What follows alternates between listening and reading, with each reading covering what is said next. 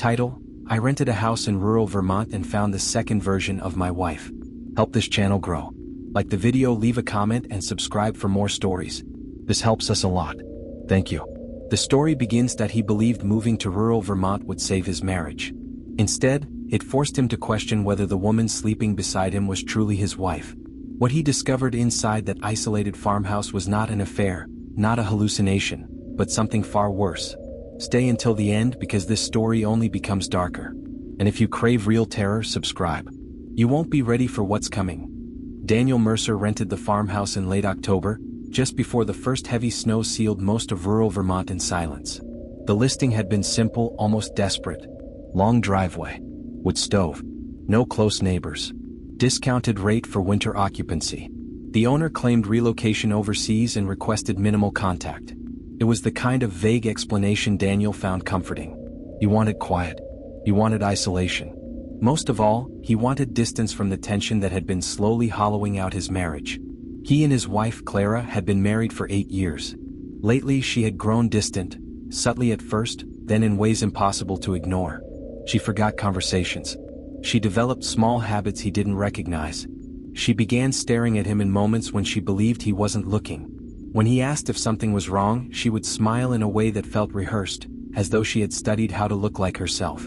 The farmhouse was set miles away from the nearest paved road, surrounded by skeletal trees that seemed permanently frozen in mid-gesture.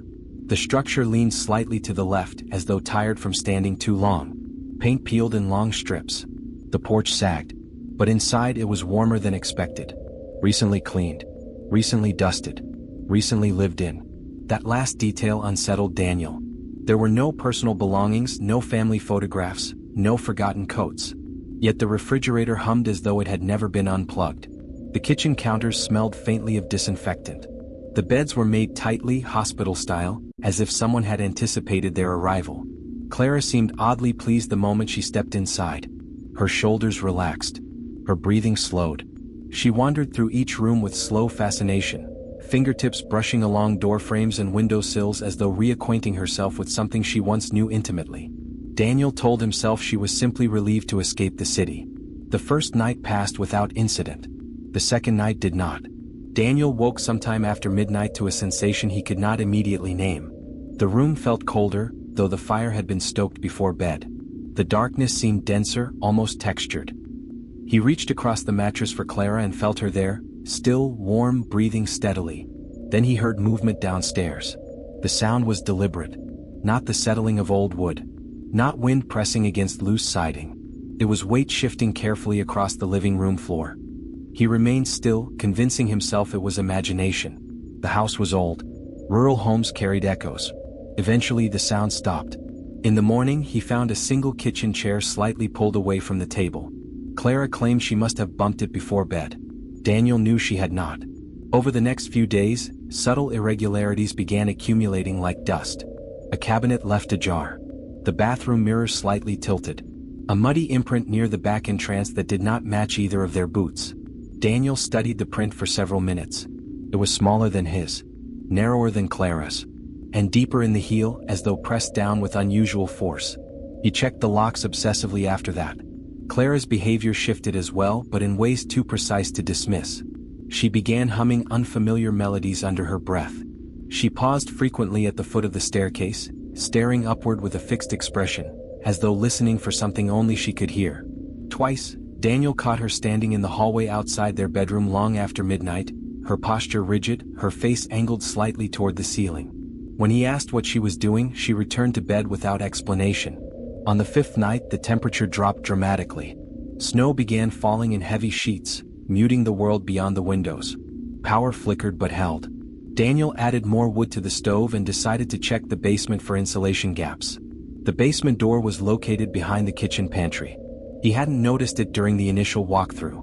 It blended into the wall too seamlessly, its outline barely visible beneath a thin layer of matching paint. The handle was colder than expected. The stairs descended steeply into darkness. Daniel used his phone flashlight, the beam slicing through floating dust particles. The air grew damp with each step. The basement was unfinished, concrete floor cracked in several places. Shelving units lined the walls, mostly empty except for old mason jars and a rusted toolbox. At first glance, nothing seemed unusual. Then he noticed the second staircase. It was tucked behind a hanging tarp near the far corner. Narrow. Older than the first. Wooden steps worn concave in the center, suggesting decades of use. It led upward, not downward. Daniel frowned. The farmhouse was single-story. There was no second floor beyond the small attic crawlspace. Yet these steps clearly rose toward something. He hesitated, listening. The house above remained silent. He ascended slowly. The staircase ended at a door secured by a simple hook latch. The wood around the frame was scarred, as though it had been opened and closed countless times. He lifted the latch and pushed gently. The door opened into a room that mirrored their bedroom exactly. Same dimensions. Same slanted ceiling. Same narrow window overlooking the treeline. But this room was older. The wallpaper peeled in thick strips. The bed frame was rusted. The mattress stained dark in uneven patches. A dresser stood against the far wall, its mirror fractured vertically from top to bottom. On the bed sat a woman. She was facing away from him, her hair falling over her shoulders in a familiar cascade. The color was identical to Clara's, deep brown with a faint auburn sheen near the ends. Daniel's breath stalled. The woman tilted her head slightly, as if acknowledging his presence without turning fully around. The movement was too controlled, too measured. He stepped backward instinctively, the flashlight beam trembling in his hand. When the woman began to rise from the bed, Daniel stumbled down the staircase, nearly losing his footing. He slammed the basement door shut behind him and locked it. He remained there for several minutes, heart hammering, waiting for the sound of pursuit. Nothing came. He forced himself to climb back upstairs. Clara was in the kitchen, standing near the sink. She was perfectly still, hands resting on the counter, gaze fixed forward. Snow light filtered through the window behind her, outlining her figure in pale blue. Her posture was wrong. Not dramatic. Not grotesque. Just subtly incorrect, as though the angles of her shoulders were misaligned by a few degrees. She turned slowly to face him. For a fraction of a second, Daniel saw confusion flicker across her expression. Not confusion about him, but confusion about being seen. The sensation that settled over him then was worse than fear. It was recognition. The woman in the hidden room had not been an intruder. She had been waiting. And the Clara standing in the kitchen, breathing, blinking, wearing the same clothes she had worn since morning, suddenly felt like a carefully constructed imitation. That night, Daniel lay awake beside her, staring at the ceiling. At exactly 2:17 a.m., Clara's breathing stopped. Not gradually. Instantly. Her body remained warm. Her eyes remained closed. But her chest did not rise again. Daniel counted seconds in the darkness, paralyzed. After nearly a full minute, her lungs expanded sharply, dragging air inward in a single violent motion. Then she rolled onto her side, facing him. Her eyes were open. She did not blink. And Daniel understood, with a clarity that hollowed him from the inside out, that something inside this house was not trying to get in. It was trying to replace. Daniel did not sleep after 2:17 a.m. He lay motionless beside Clara, her unblinking gaze fixed somewhere past him, her breathing slow and measured again, as if nothing unnatural had occurred. He counted the seconds between each inhale. Perfectly timed. Almost mechanical. When dawn finally pushed gray light through the window, her eyes were closed. He did not remember seeing them shut. Snow had buried the driveway overnight. The world beyond the glass looked erased. No tire tracks. No footprints. No indication that anything existed beyond the farmhouse. The isolation no longer felt peaceful. It felt intentional. Clara rose from bed before he did. She moved with quiet precision, her steps too evenly spaced, her posture too straight. Daniel watched from the doorway as she prepared coffee. She poured exactly 2 cups. She set his in front of him without meeting his eyes. There was something subtly delayed about her reactions now. When he shifted in his chair, she responded a second too late. When he spoke her name, her head turned in increments rather than in one fluid motion. He tested something small. He knocked his spoon from the table. It clattered loudly against the floor. Clara did not flinch. Instead, she stared at the spot where it had fallen, as though analyzing the sound rather than reacting to it. Daniel's mind kept returning to the hidden staircase in the basement and the second bedroom above it. The woman sitting on the bed. The identical hair. The familiar silhouette. If that room was a duplicate of their bedroom, then what was its purpose? And how long had it existed? By mid-morning, Clara suggested a walk. The request unsettled him. The snow was knee-deep in places. The temperature had dropped below freezing. Yet she stood at the door already dressed, boots on, coat buttoned. He followed reluctantly. The woods surrounding the farmhouse were unnaturally still. No birds. No distant engine noise. Even the wind seemed absent. Their footsteps pressed twin paths into the untouched snow.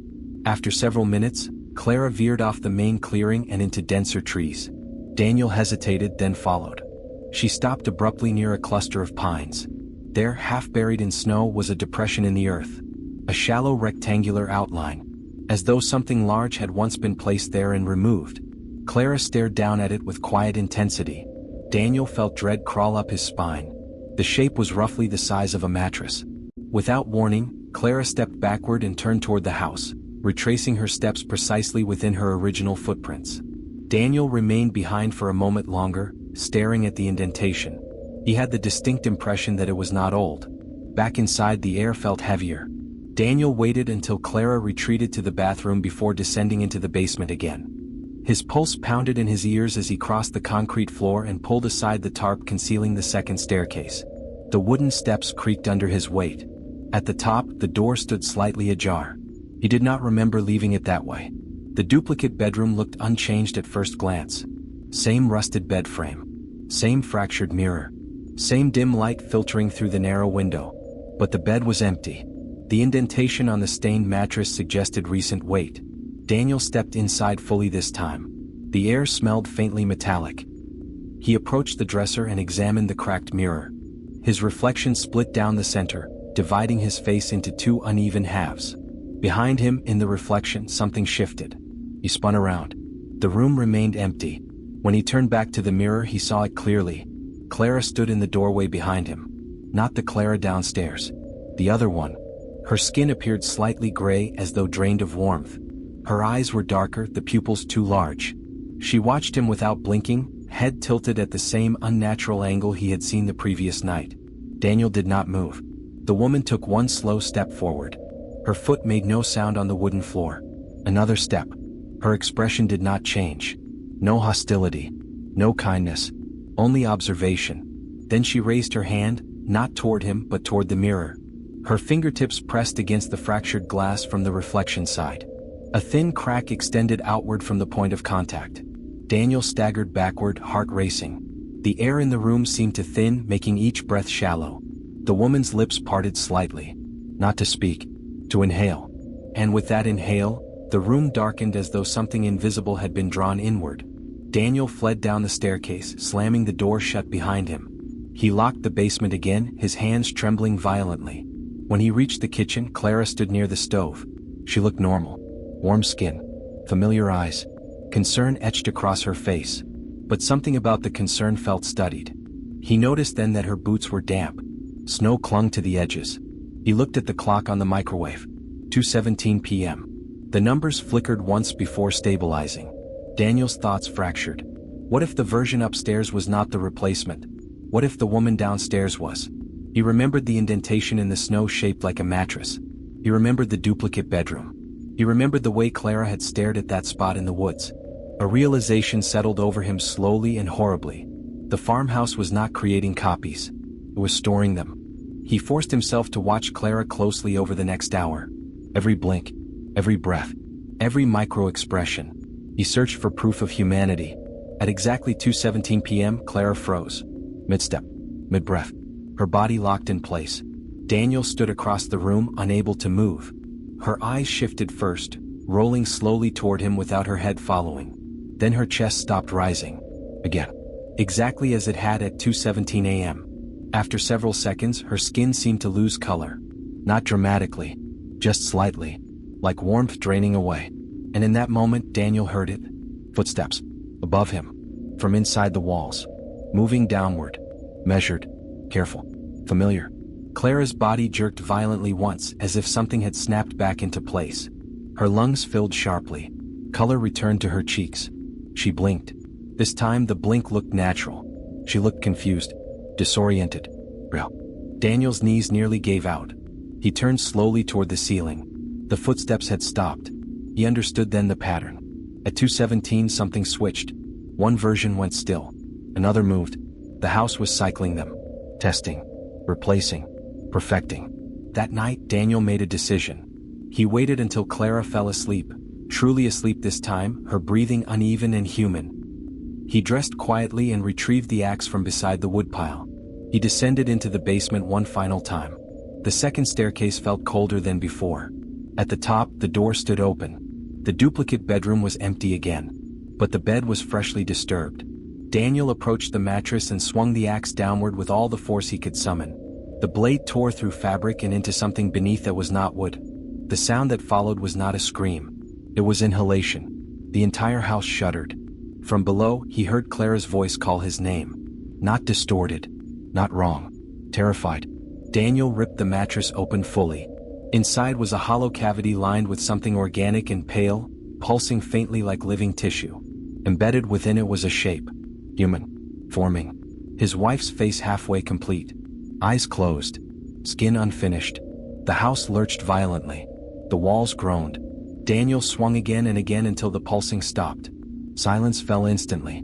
Complete. Heavy. He dropped the axe and stumbled downstairs. Clara lay unconscious on the kitchen floor, breathing steadily. Warm. Human. No footsteps echoed within the walls. No shift in air pressure. No unnatural stillness. Morning arrived slowly. The snow had melted slightly.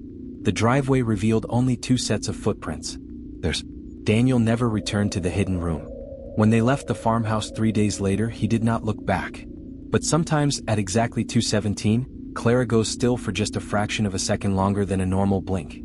And Daniel wonders which version walked out of that house with him. Some houses don't haunt you with ghosts. They study you. They learn you. And when they understand you completely, they build something better. If this story unsettled you, there are darker ones waiting. Subscribe now and turn on notifications. Because next time, the replacement might not be as obvious, and you might not notice the switch at all.